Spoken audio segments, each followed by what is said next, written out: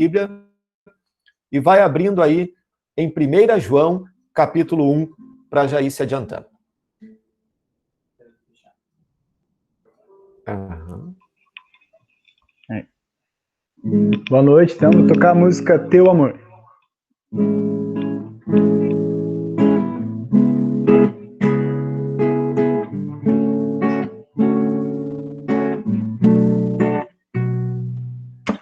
Pai, queremos aprender do Teu amor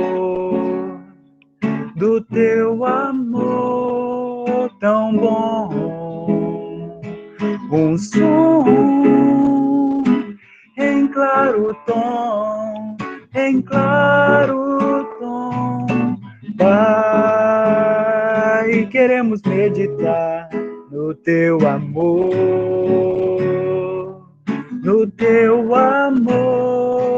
tão perto, certo, estamos abertos,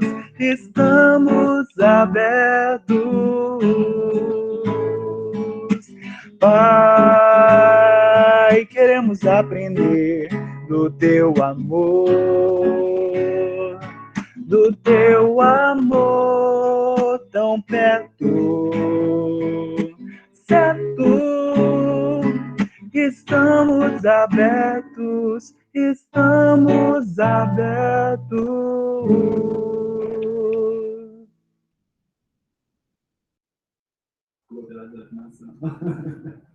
Como é? Obrigado, Lucas. Muito obrigado pelo momento de cântico. Você quer aproveitar, Lucas, e dirigir a oração do início? Posso. Então, vou fechar aqui. Quero aproveitar e pedir desculpa por ter desafinado, garganta seca. Pode ter incomodado alguém aí.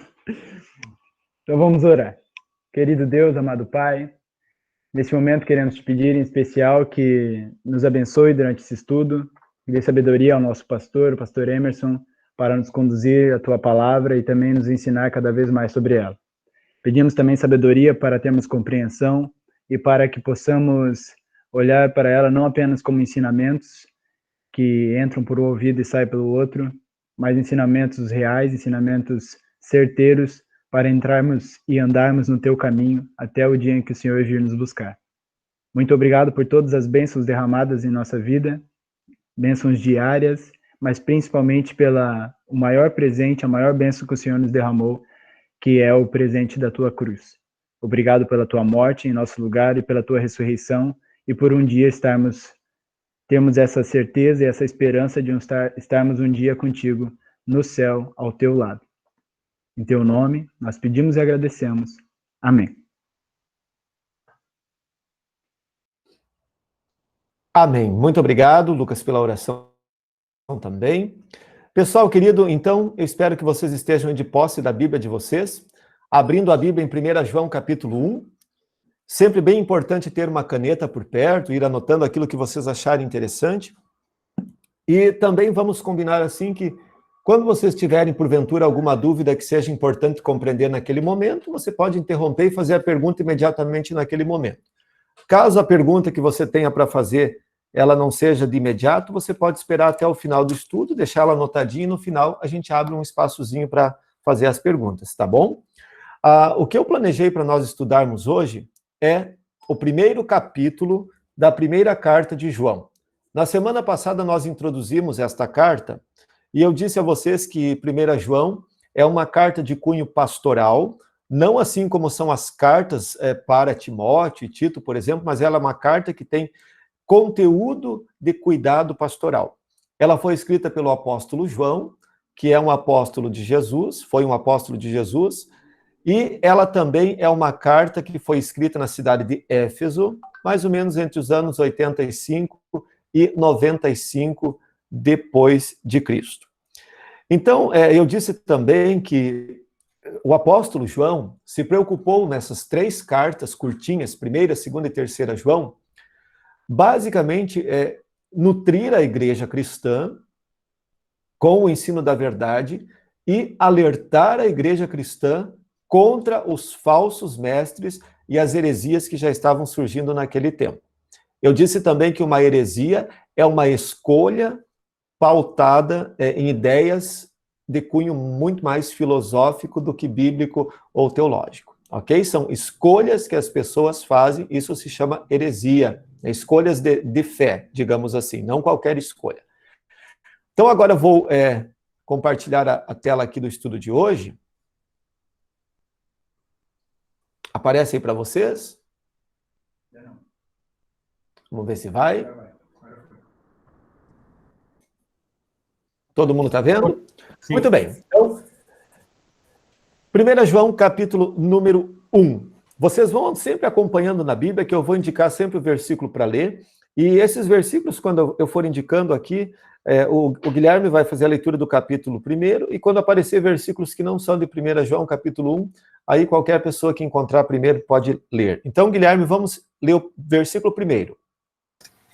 O que era desde o princípio, o que temos ouvido, o que temos visto com os nossos próprios olhos, o que contemplamos e as nossas mãos apalparam com respeito ao verbo da vida.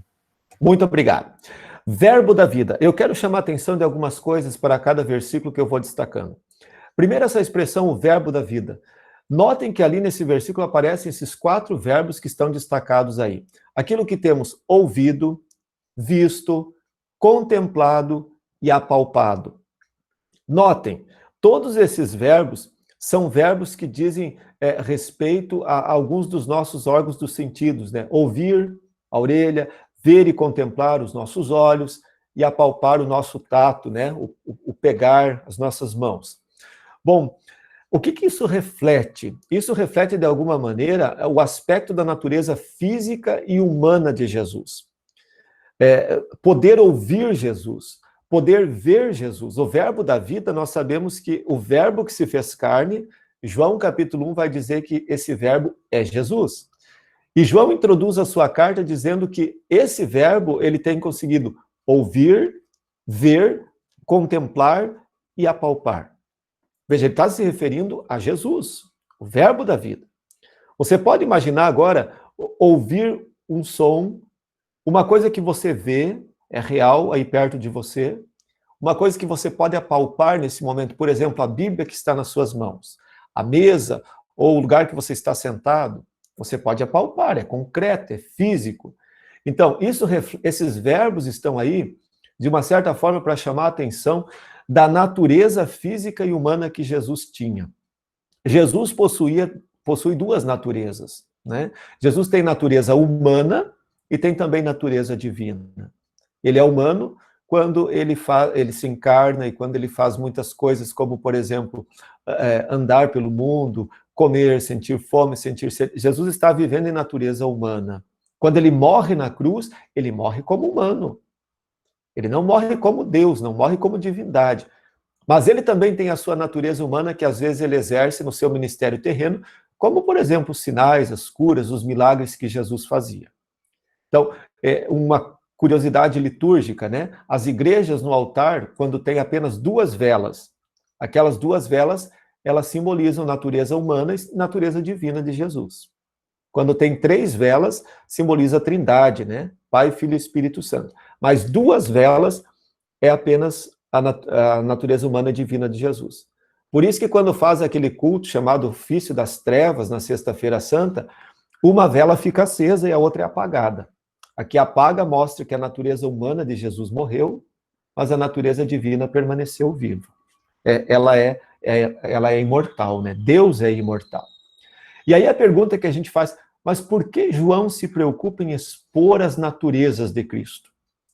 Se essa é uma carta que é para falar e alertar contra os falsos mestres, qual é a preocupação de João em destacar a natureza física de Jesus, por exemplo?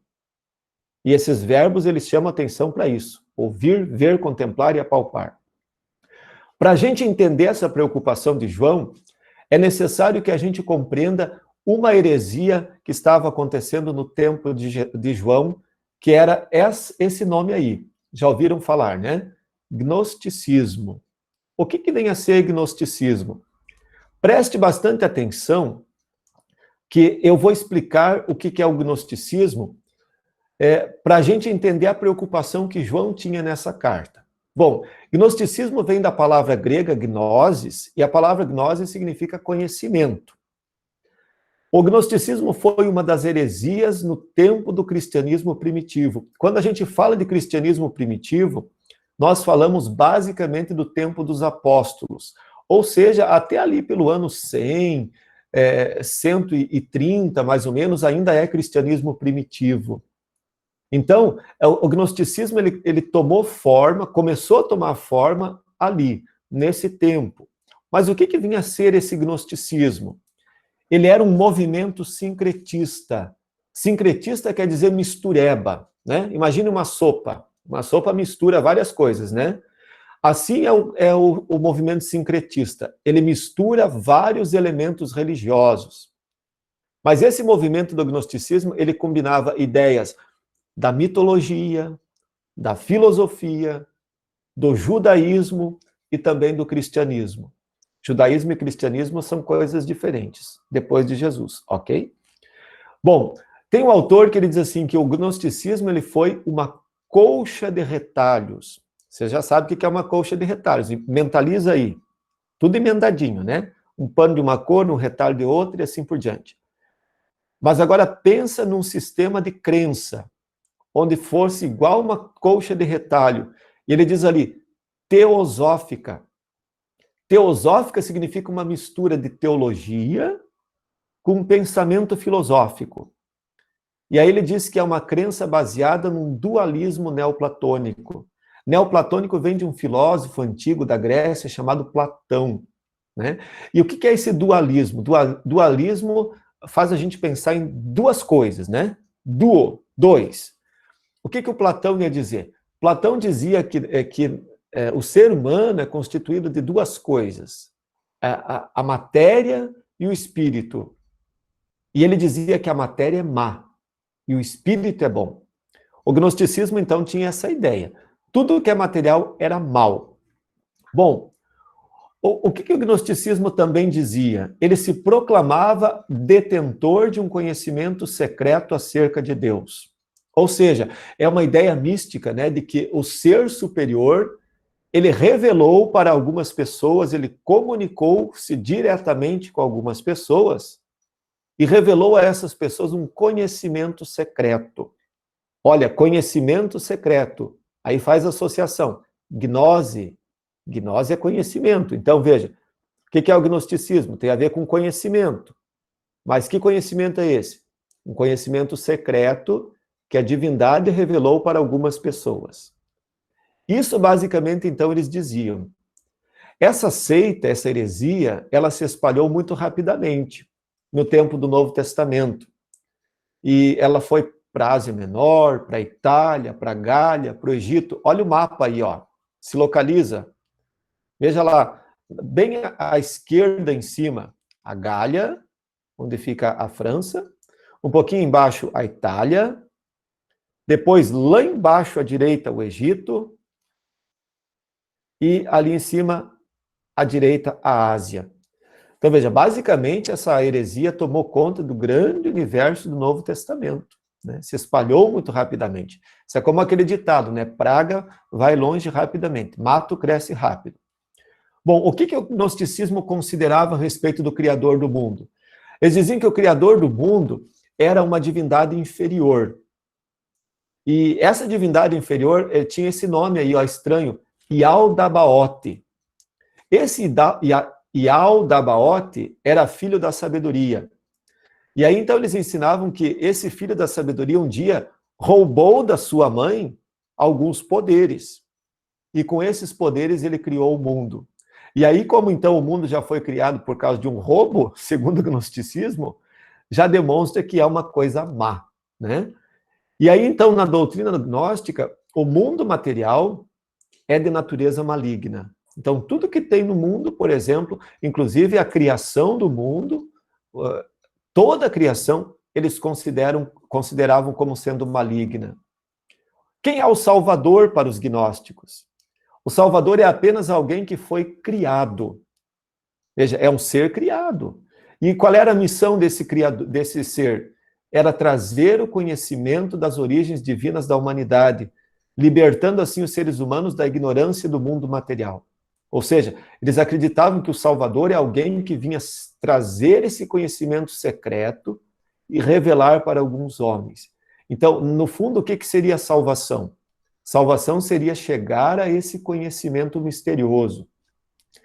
Eles acreditavam que a unção divina de Jesus, a unção divina, ela veio sobre Jesus no seu batismo e se retirou dele antes da sua crucificação.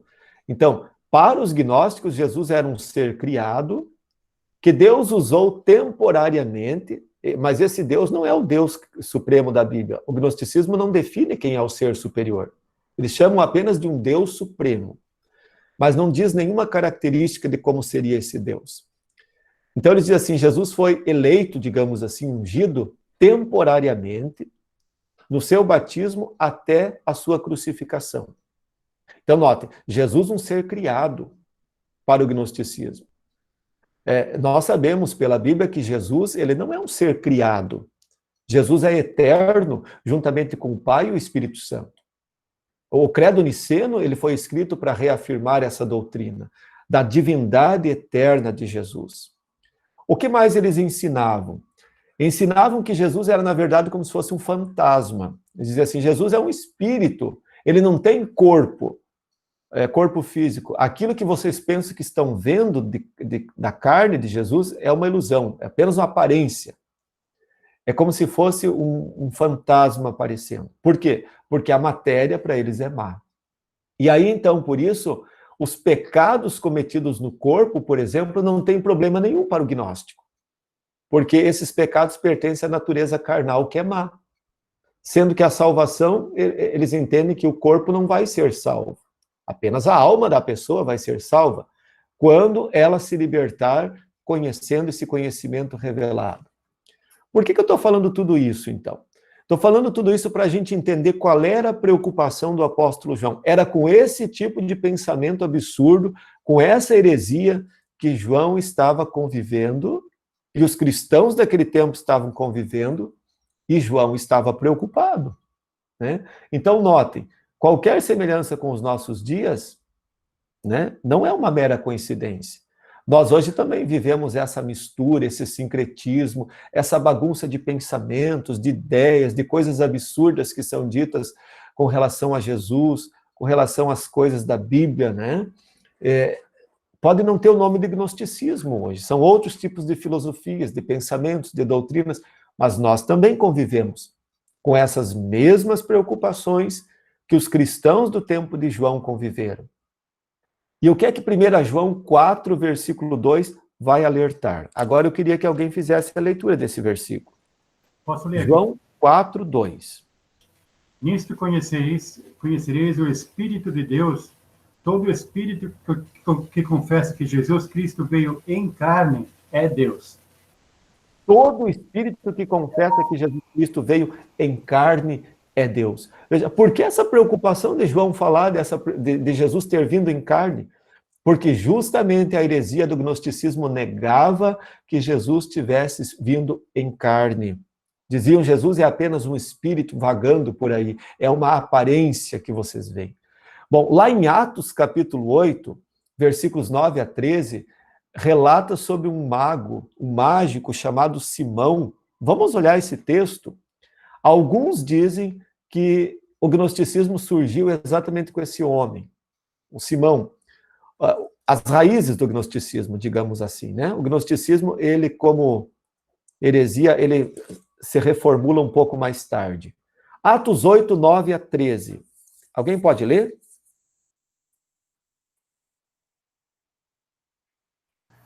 Vou ler. De 9 a 13, né? Isso. Ora, havia certo homem chamado Simão, que ali praticava mágica, iludindo o povo de Samaria, insinuando ser ele grande vulto, ao qual todos davam ouvidos, do menor ao maior, dizendo, este homem é o poder de Deus, chamado o grande poder. Aderiram a ele porque havia muito os iludira com mágicos, Quando, porém, deram crédito a Filipe, que os evangelizava a respeito do reino de Deus e do nome de Jesus Cristo, iam sendo batizados, assim homens como mulheres. O próprio Simão abraçou a fé e, tendo sido batizado, acompanhava Filipe de perto, observando, extasiado, os sinais e grandes milagres praticados.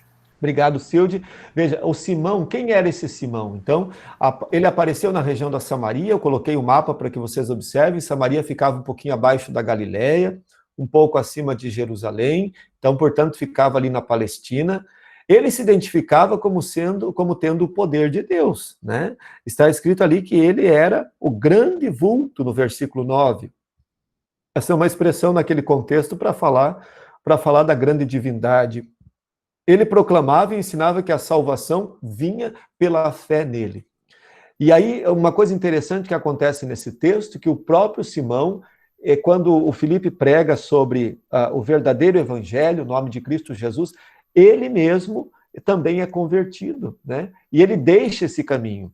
Então, veja que as heresias, elas surgem num contexto de distanciamento da verdadeira palavra, e elas também, muitas vezes, as pessoas que praticam as heresias ou que ensinam as coisas erradas, é porque muitas vezes não tomaram o verdadeiro conhecimento da palavra e alguém, então, precisou lhes anunciar. Ali foi o caso de Simão.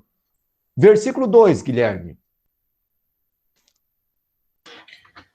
E a vida se manifestou, e nós a temos visto, e dela damos testemunho, e vô-la anunciamos a vida eterna, a qual estava com o Pai e nos foi manifestada.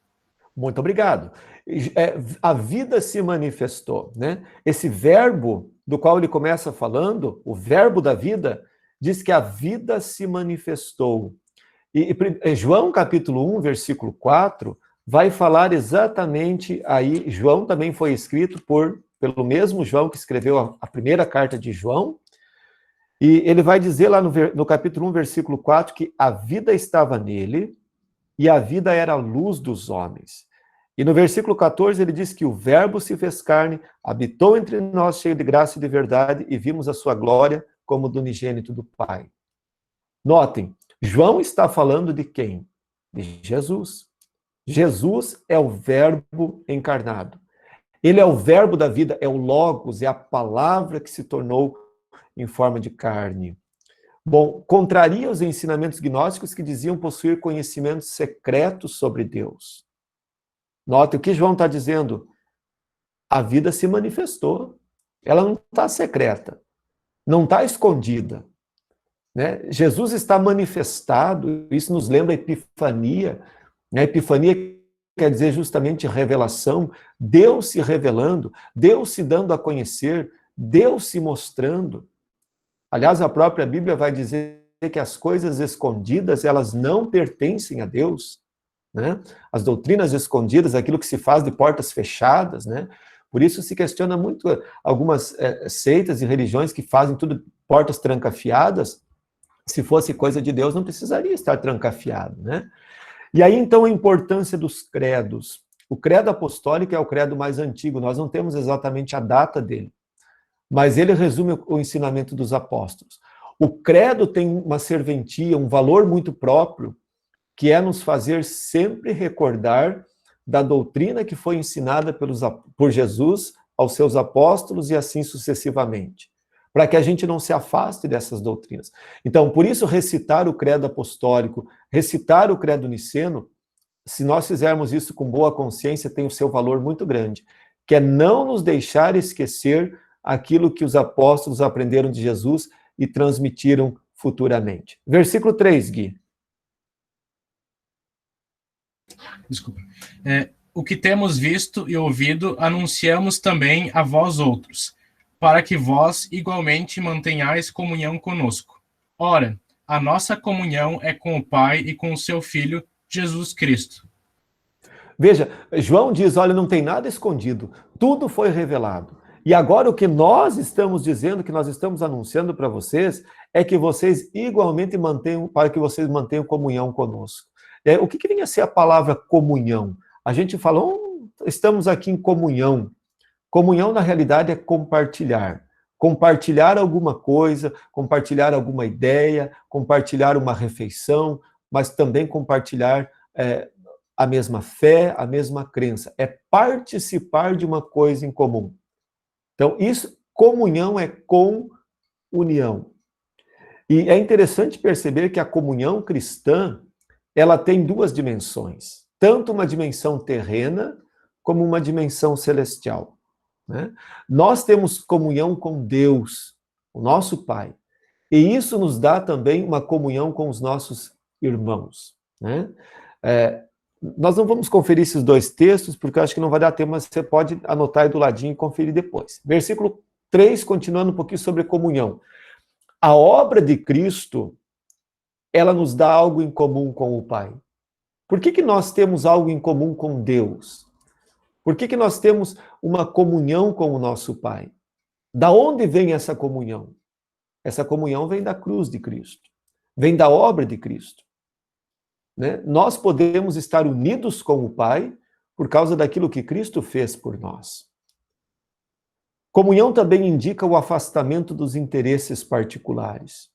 Especialmente a nossa comunhão com Deus é um afastar-se daquilo que são os nossos interesses, muitas vezes egoístas, e também ir na direção de Deus. Nós somos chamados para dentro dessa comunhão. Isso é importante dizer. Né? Nós não tomamos iniciativa de ter comunhão com Deus. É Ele que nos busca, né? Aquela mesma iniciativa que Ele teve com Adão e Eva. Pulando agora para o versículo número 5, Guilherme. Ora, a mensagem que da parte dele temos ouvido e vos anunciamos é esta, que Deus é luz, e não há nele treva nenhuma. Primeiro vamos olhar a palavra mensagem que aparece aí. Ora, a mensagem, e essa palavra mensagem, ela é a palavra angelia, ela sugere algo que foi revelado e não descoberto. Note, de novo aquela ideia, né? Os gnósticos dizendo, nós descobrimos uma coisa secreta. Nós temos um conhecimento secreto que nós descobrimos. E João vai dizer, não, a mensagem que nós temos é algo que nos foi revelado. A palavra de Deus é a revelação. A palavra, Deus se revela a nós na sua palavra. É Ele quem manifesta. Não é uma descoberta humana a vontade de Deus. Se Deus não nos revelar a sua vontade, nós nunca conheceríamos a sua vontade. Nós só a conhecemos porque Deus traz a boa nova. Os anjos anunciaram, levaram aos pastores de Belém. Os apóstolos anunciaram. No Antigo Testamento, Deus se revelou. Outrora falando Ele mesmo, outrora falando pelos profetas. E hoje Deus continua se revelando. Aonde? Na Bíblia, na palavra, na Escritura. Você quer conhecer a mensagem de Deus? Então leia a sua Bíblia. É ali que Deus fala para nós. É ali que Deus se revela. É ali que Deus manifesta a sua vontade, a sua graça, o seu poder. E aí ele vai dizer, e esta mensagem é de que Deus é luz. Veja, não há trevas em Deus. Isso é o mesmo que dizer, não há mal em Deus. Notem outra vez, importante entender e lembrar do gnosticismo, que dizia, o Deus que criou o mundo é um Deus inferior. E ele fez isso porque roubou poderes de uma outra divindade chamada sabedoria. Então o mundo é mau. E João vai dizer, não, Deus é luz. Nele não tem nada escondido.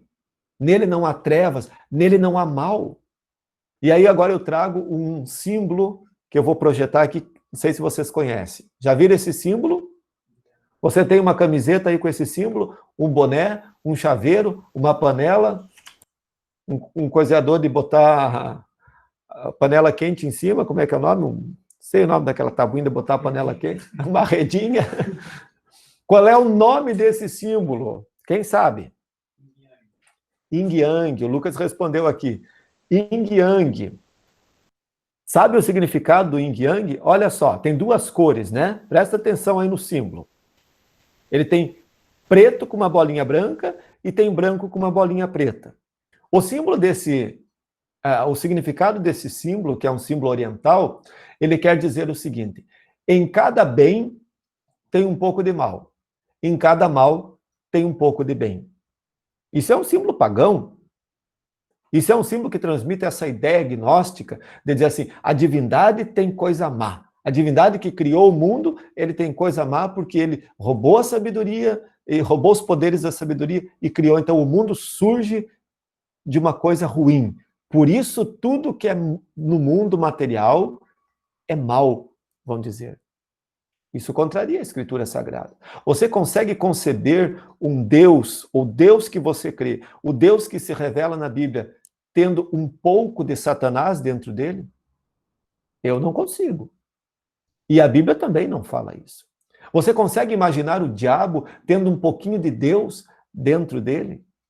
Absurdo. Então, mas isso está muito impregnado no mundo de hoje.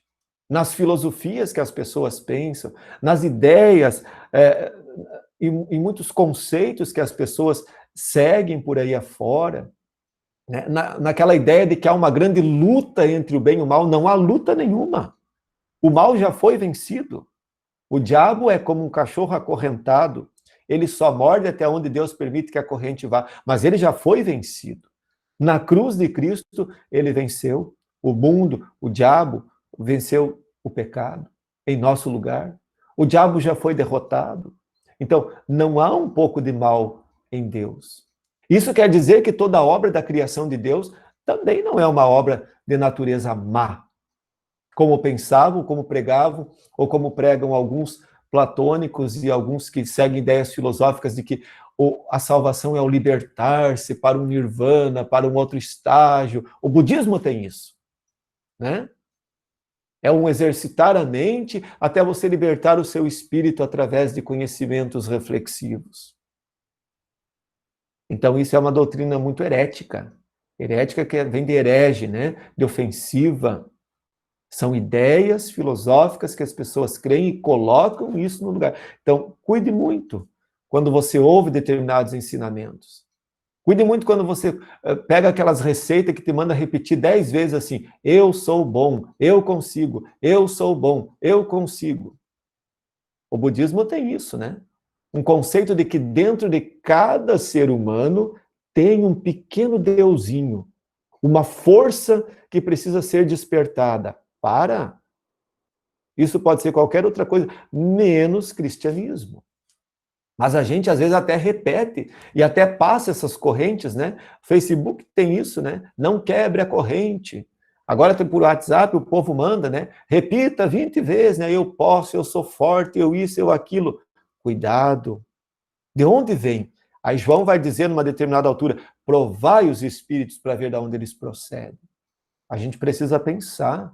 A gente não pode ser papagaio que é programado a repetir sem pensar o que está repetindo. Por isso é importante estudar a palavra. Por isso é importante momentos como esse em que nós podemos mais profundamente meditar na palavra de Deus. Continuando o versículo 6, Guilherme. Se dissermos que mantemos comunhão com ele e andarmos nas trevas, mentimos e não praticamos a verdade. Esta conjunção se, ela introduz 3 declarações de falsas doutrinas. Uma no versículo 6, outra no 7 e outra no 8. Qual é a doutrina errada que está no versículo 6? Veja aí. Se dissermos que mantemos comunhão com ele, ele quem? Com Deus? Né? Eu digo que tenho comunhão com Deus, mas eu ando nas trevas, então eu sou um mentiroso e não pratico a verdade. Mas o que é andar nas trevas? Andar tem a ver com a verdade ou a falsidade daquilo que alguém confessa. Então, tem pessoas que dizem assim, religião é tudo igual, falou de Deus é tudo igual. Será? Será que porque falou o nome de Deus é tudo igual? Será que basta abrir uma Bíblia que é tudo igual?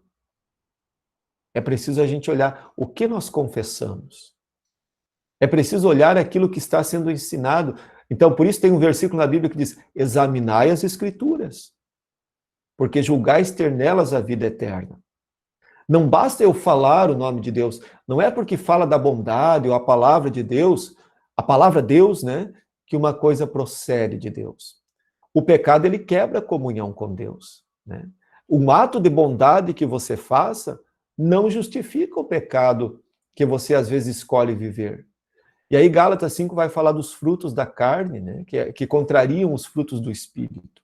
Andar deliberadamente, andar sem vontade de sair daquele caminho deliberadamente nos frutos da carne, é quebrar a comunhão com Deus, né? Porque o pecado consentido e repetido, ele quebra a comunhão com Deus.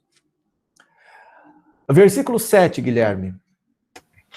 Se, porém, andarmos na luz, como ele está na luz, mantemos comunhão uns com os outros.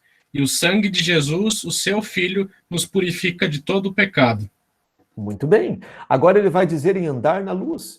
Se por um lado andar nas trevas significa confessar coisa diferente daquilo que a palavra me ensina, isso é andar nas trevas, andar na luz é confessar aquilo que a palavra me ensina. É andar em conformidade com a revelação de Deus. É condição para manter a comunhão com Deus. Eu acho que isso aqui é uma questão que tem se tornado assim um grande dilema do cristianismo, né? As pessoas hoje têm criado uma ideia de que não precisa mais concordar com toda a palavra de Deus. A gente pode escolher algumas coisinhas da palavra de Deus para crer e outras que a gente não gosta ou não concorda, a gente joga fora. Eu tenho escutado muito isso. As pessoas dizem, mas com aquela parte eu não concordo. Tudo bem, mas você está olhando para quem?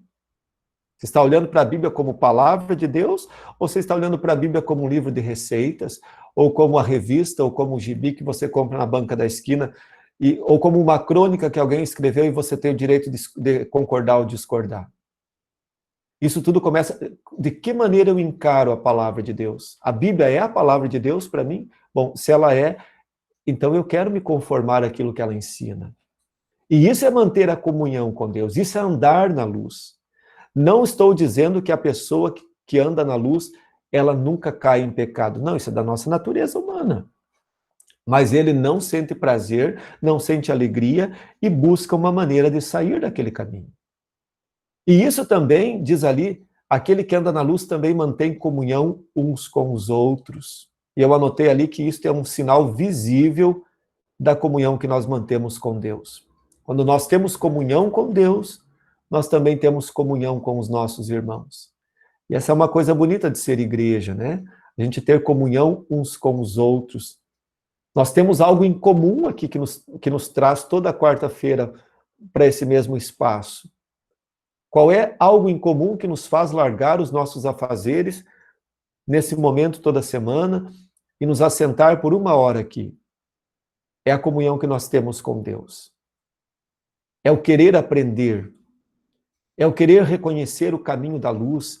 É o querer saber a vontade de Deus para que a gente não caminhe nas trevas, ou seja, não caminhe por caminhos que desagradam a Deus, ou não seja iludido por falsas doutrinas ou por heresias. Ainda no versículo 7, ele vai falar que o sangue de Jesus nos purifica de todo o pecado. E esse verbo purificar, ele traz uma ideia muito além de perdoar, né? Ele também dá a ideia de limpar, de apagar a mancha. Mentaliza aí na sua cabeça a ideia de um lago onde entra sempre uma fonte de água nova que se renova, uma água limpa. Ela vai purificando aquela água, né? O oxigênio daquela água que está ali no lago. Assim é também o purificar. Ele vai limpando, vai tirando. O perdoar, ele nem sempre tira, né? É só você pensar assim, vamos pensar no nosso modo de perdoar, né? Humano. A gente perdoa, mas lá no fundo a gente não esquece muitas vezes o que a pessoa fez para nós de ofensa. E esse purificar, quando se diz respeito a Deus, principalmente, tem esse sentido de tirar, de arrancar, tirar e apagar a mancha sem deixar nenhum vestígio. E isso é um processo contínuo de todos os dias, da nossa vida pecaminosa. E por que João faz questão de dizer isso? Que o sangue de Jesus nos purifica de todo o pecado. Porque o gnosticismo dizia, não tem problema, os pecados que você comete na carne, não tem problema, porque a carne já é do mal, então os pecados cometidos na carne não tem problema nenhum. Então, se você quiser fazer o ato que você quiser fazer de maldade, pode fazer. Eles pertencem à matéria, e a matéria por si só já é má, e ela não vai ser salva mesmo. Aí fica fácil, né? Dá a impressão que tem gente que ainda hoje pensa que é desse jeito, né? Porque vive uma vida assim de qualquer jeito, achando que nunca vai prestar conta para ninguém. Versículo 8, Guilherme. Se dissermos que não temos pecado nenhum, a nós mesmos nos enganamos, e a verdade não está em nós. A gente escuta muito isso no culto, quando é o momento de confissão de pecados, né? O pastor geralmente cita esse versículo. Se dissermos que não temos pecado, né? Estou botando a voz de culto agora. Então, nos enganamos e a verdade não está em nós. Veja, novamente, por que João diz isso? Por causa dessa ideia de que os pecados cometidos na carne não tem problema porque a carne já está manchada pela natureza má. Bom, é preciso lembrar que nós somos pecadores, sim, desde o nosso nascimento. Salmo 51, versículo 5, eu nasci na iniquidade, no pecado me concebeu a minha mãe. Não se engane, crianças recém-nascidas são pecadoras. Tem gente que diz assim, são anjinhos, não tem pecado. Mentira! Isso pode ser romantismo, mas isso não é doutrina bíblica. Doutrina bíblica diz que nós somos pecadores desde o nosso nascimento. Herança que nós trazemos. E por isso o batismo, quanto antes, é importante. Porque ele me lava da culpa desse pecado.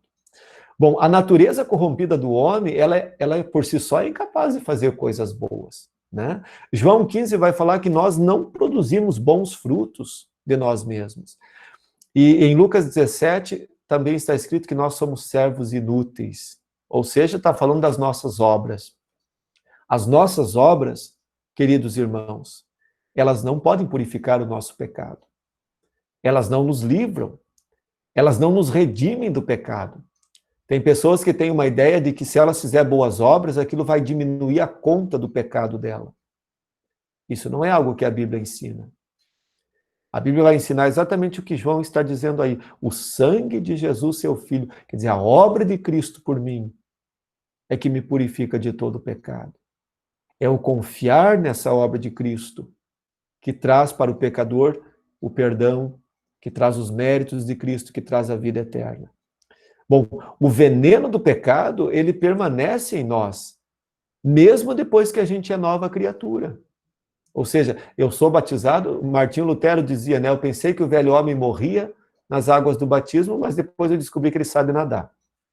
E aí você vai ter que conviver com as tentações da carne, do mundo, do diabo te cercando, e muitas vezes a gente é seduzido por elas e cai. Isso demonstra vida pecaminosa, né? Diferente de estar no pecado. Estar no pecado é consentir com o erro. Consentir e gostar de viver e querer continuar vivendo. Foi o que aconteceu com Davi, num determinado momento da vida, quando ele consentiu com a tentação, ao ver a Batseba, e armou um plano, consentiu com o pecado e mandou matar Urias.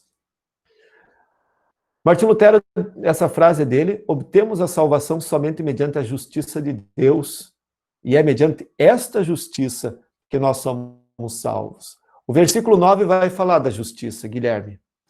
Se confessarmos os nossos pecados, ele é fiel e justo para nos perdoar os pecados e nos purificar de toda injustiça. Deus é fiel e justo. Bom, Deus é justo justamente porque ele mantém a sua palavra. A justiça é um atributo de Deus, quer dizer, uma qualidade de Deus. E Deus é, ao mesmo tempo, a fonte da justiça. Vamos ler esses dois versículos que estão aí, Romanos 3, 21. Alguém tem aí?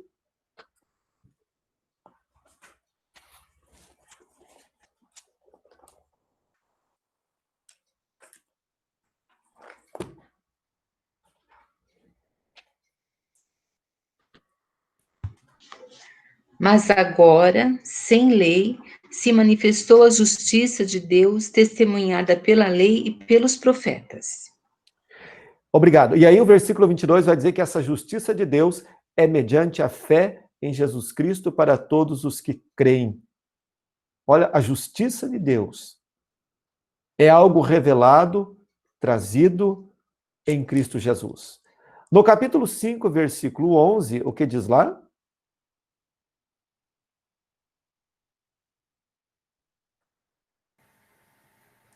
Romanos 5:11. E não somente isso, mas também nós nos alegramos por causa daquilo que Deus fez por meio do nosso Senhor Jesus Cristo, que agora nos tornou amigos de Deus. Agora nos tornou amigos de Deus. Deus nos reconcilia em Cristo Jesus. Em Cristo nós somos, o capítulo 5, versículo 1, ele começa dizendo, justificados, pois mediante a fé, temos paz com Deus por meio do Senhor Jesus Cristo. Sempre que você encontrar a palavra justificado no livro de Romanos, você pode trocar por salvação. Aí você vai entender. Justificado, justiça, tem a ver com salvação. Então, justificar é uma palavra que define o nosso relacionamento com Deus. Bom, se eu sou justificado perante Deus, o meu relacionamento com Deus é diferente daquele que não está justificado. Porque justamente o que Paulo falou em Romanos? Que através da justiça de Cristo nós fomos reconciliados com Deus. Bom, o contrário de estar reconciliado é estar afastado. Então veja, justificar define de certa forma o relacionamento que eu tenho com Deus. Se eu sou reconciliado com Deus, eu também sou declarado justo. E por isso o segundo pontinho diz aí que justificar é um veredicto, quer dizer, um ato legal pelo qual uma pessoa é declarada justa. Isto é, perdoada. Eu não sou declarado justo porque Deus achou que em mim houvesse coisas boas o suficiente para dizer que eu sou bom e por isso eu sou justo. Não, eu sou justificado porque Deus, pela fé em Cristo Jesus, Deus me dá os méritos de Cristo e me declara justo. Isso é graça de Deus. Isso é presente de Deus. Isso é uma dádiva que nós não temos como medir e não temos como retribuir. Por isso, as nossas boas obras, as nossas atitudes boas que fazemos no mundo e também para o nosso próximo, elas não são para merecer a salvação.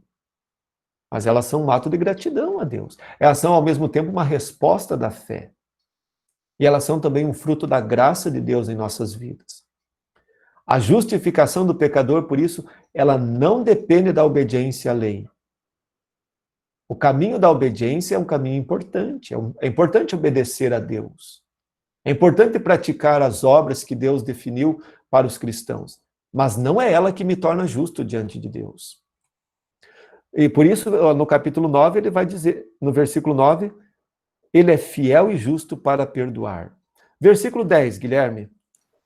Se dissermos que não temos cometido pecado, fazemo-lo mentiroso, e a sua palavra não está em nós. Muito obrigado. Mais uma vez, então, reprisando, os gnósticos, eles negavam que suas ações imorais fossem pecaminosas. Então, eles pregavam que poderia se viver de qualquer maneira, isso não se constituía pecado, porque pecado é só aquilo que você faz no seu pensamento, e não aquilo que você faz no seu ato, com o seu corpo, de maneira física. E aí, então, para encerrar esse momento, eu trago aí um alerta de João, na sua segunda carta, versículos 7 a 11. 2 João 7 a 11. Os falsos ensinadores e como tratá-los. Quem pode ler? Eu leio. Porque muitos enganadores têm saído pelo mundo fora, os quais não confessam Jesus Cristo vindo em carne. Assim é o enganador e o anticristo.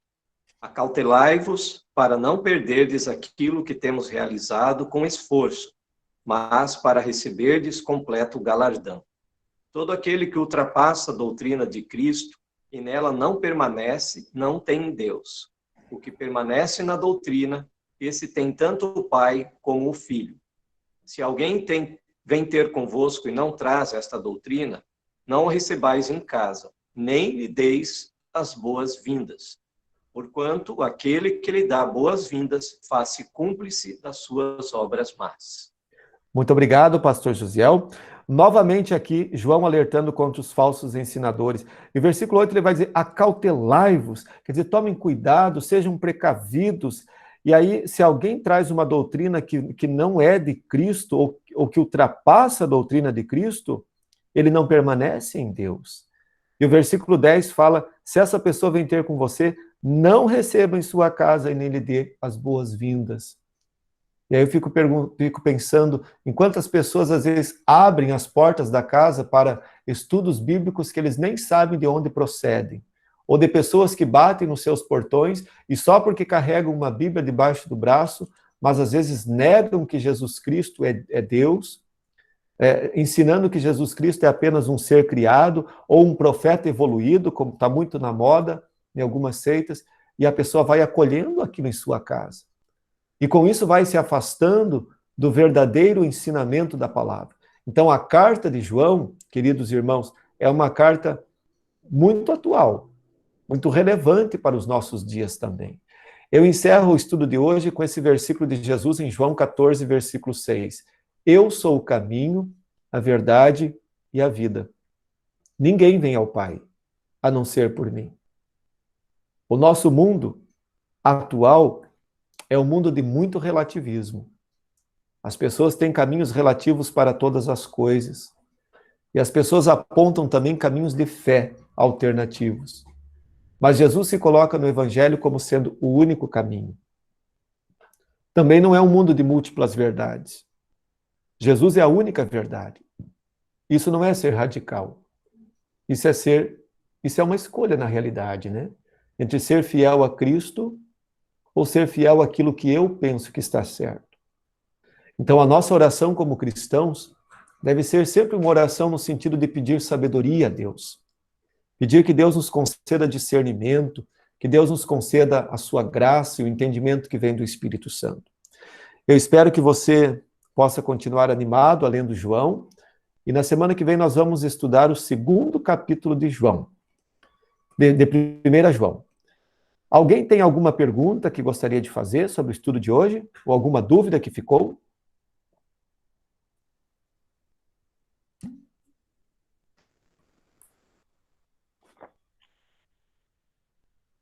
Nenhuma? Pastor, Pois não. você sempre pede para a gente ler o livro, né? Para a gente já trazer o livro lido para o estudo, isso ajuda, né? Você podia dar uns tópicos para a gente, uns apontamentos, para que quando a gente lê, a gente já tenha assim, um pouquinho de... Eu li o 1º capítulo, né? Mas não me passou nem pela cabeça todos esses pontos que você ressaltou agora no estudo, né? Se você poderia nos dar um pequeno guiazinho para que a gente já lesse com um pouquinho mais de atenção. A gente já não fizesse essa leitura só, senão a gente lê a mesma coisa que não lê. A gente lê, mas não... Pudesse dar alguns itens para a gente, assim, só. Não precisa ser, né? Isso ajudaria, para que a gente fizesse uma leitura um pouco mais... tá?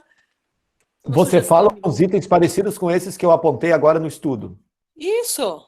Pelo menos que você ressaltasse, assim, algumas coisas que a gente pudesse prestar mais atenção na hora que fizesse essa leitura.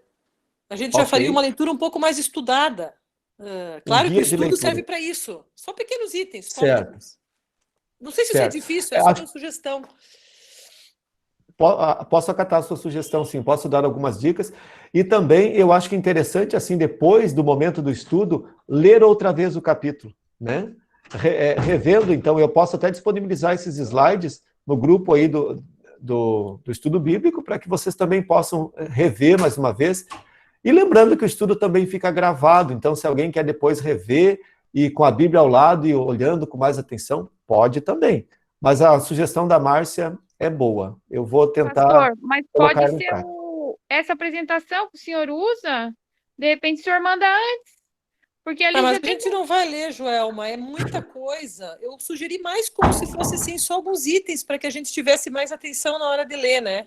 Certo. Não um estudo tão exaustivo, porque senão a gente vai acabar não lendo, vai ficar repetitivo. Sugestão.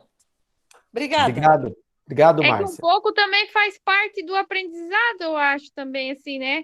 A gente lê uma vez, não tem nem ideia. Aí lê com o pastor, daí lê de novo. Acho que também é as camadas, né? Cada vez que a gente vai lendo, a gente é diferente, né? Então, também acho que faz parte mesmo, acho, Márcia, às vezes. A gente não entendeu nada e, sei lá, depois vai entendendo, né? Isso é mais ou menos, a gente costuma dizer assim, que fazer um sermão, por exemplo, é como uma gestação, né? A gente lê inúmeras vezes o mesmo texto, e cada vez que lê de novo, e daí vai acrescentando as coisas, né? Então, sim, as leituras, elas fazem parte do processo de aprendizagem, mas eu vou acatar também a sugestão, entendi o que a Márcia está querendo dizer. Entendeu? Então tá bom. Entendi. É mais porque senão a gente parece que só lê aquilo, parece que não. Eu sei que... Que bom que você entendeu, então. É na ideia de que seja mais... que a gente aproveite um pouco mais. Obrigada. Isso aí, obrigado. As sugestões são sempre muito bem-vindas. Mas alguém gostaria de destacar alguma coisa, perguntar ou comentar? Pastor, o próximo é o capítulo 2 do 1 João, né? A sequência, né? Isso mesmo, Joelma. Isso tá. mesmo. Beleza. É porque eu tenho uma dúvida lá do capítulo no final, mas daí vamos esperar, então. Fica o estímulo, Joelma, para você acompanhar os outros estudos. É, né? Sim, pode deixar. Eu não lembro se é lá do 4 ou do 5, é bem no final lá. Tá bem. Mas Mais vou alguém? Vou acompanhar. Acompanhe, então. Isso. Eu queria fazer um comentário que é a título de curiosidade mesmo, né? Que tem o livro apócrifo, que é o Evangelho de Judas, que também ele é dito como escrito por gnósticos, né? Onde diz que, na verdade, Judas foi o único que entendeu Jesus, que entendeu que precisava, na verdade, Jesus precisava morrer para ele se libertar do corpo, porque o corpo era a prisão de Jesus ali, e então, quando ele morre, então ele consegue completar a sua obra, né? Para ver assim a loucura que é essa questão do gnosticismo lá tanto no século II como também antes disso, enfim. Obrigado, Lucas, pela contribuição também. Gente, mais alguém gostaria de perguntar ou contribuir com algum comentário?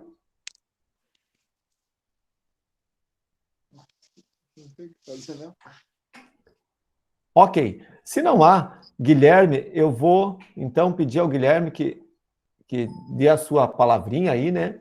O Guilherme, para quem não sabe, é estudante do seminário e ele vai fazer um intercâmbio sendo lá na Alemanha. E agora, por causa da pandemia, já devia ter ido, mas não pôde ir. Agora parece que vai dar certo dele ir. Então, Guilherme, fala um pouquinho para nós aí a sua palavra de despedida. E ele também, a gente quer agradecer muito ao Guilherme, porque ele nos ajudou a montar esse grupo, ele nos ajudou administrou até então.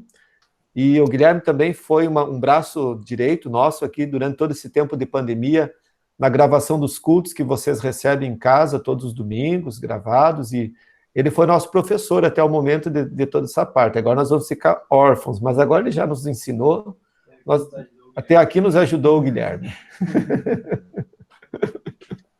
Fala, Gui. Obrigado pela oportunidade de falar, e pastor, você é breve, porque a hora já tarda. Mas é um prazer estar tido com vocês nessa parte desse ano até agora, né? Junto nos estudos bíblicos, junto nas lives, nos cultos gravados, né? Então, para quem não sabe, eu sou seminarista da nossa igreja, né? Eu sou aqui da comunidade, talvez nem todos me conheçam, mas não está congelado, né? Vocês estão me ouvindo, né? Não, estamos ouvindo. Ah, tá, é que estava tudo tão quietinho, aí eu achei que tinha congelado aqui. Mas como eu ia falando... Para ver o que eu penso quando estou dando estudo bíblico. Às vezes eu penso, será que tem alguém aí? Assim como o Lucas, então, eu sou estudante do seminário da nossa igreja, né? E esse ano a gente está tendo um ano um pouco diferente. A gente está aqui em Joinville, já que não tem aula, né? Vamos dizer. E eu também tive aulas online até agora, né? E então, se Deus quiser, não essa sexta-feira agora, na próxima... eu vou estar embarcando, então, para o nosso seminário lá na Alemanha, né? Da nossa igreja irmã lá na Alemanha, onde eu pretendo ficar 10 meses, então, que é o que, vamos dizer, eu consegui, né? A bolsa que eu consegui.